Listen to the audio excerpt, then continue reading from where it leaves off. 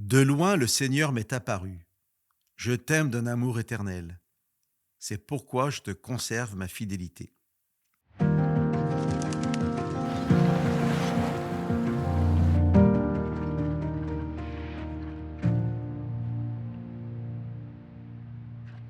Une fois n'est pas coutume, je vous propose 2 fois de suite le même verset.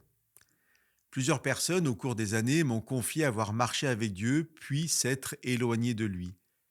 Certaines m'ont dit être parties sur des chemins très différents de ceux de Dieu, dans des directions contraires parfois. Dans la Bible, nous pouvons penser à l'expérience du prophète Jonas, qui part concrètement dans la direction opposée à celle que Dieu lui demande.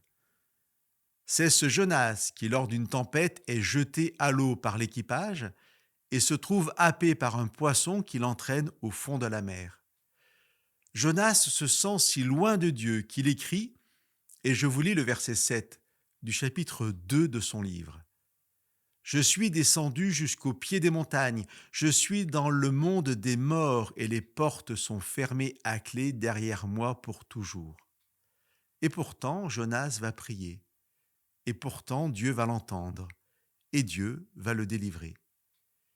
Car il n'est pas de lieu si reculé, si loin de Dieu, si opposé à lui, où nous puissions être et où Dieu ne pourrait pas nous entendre.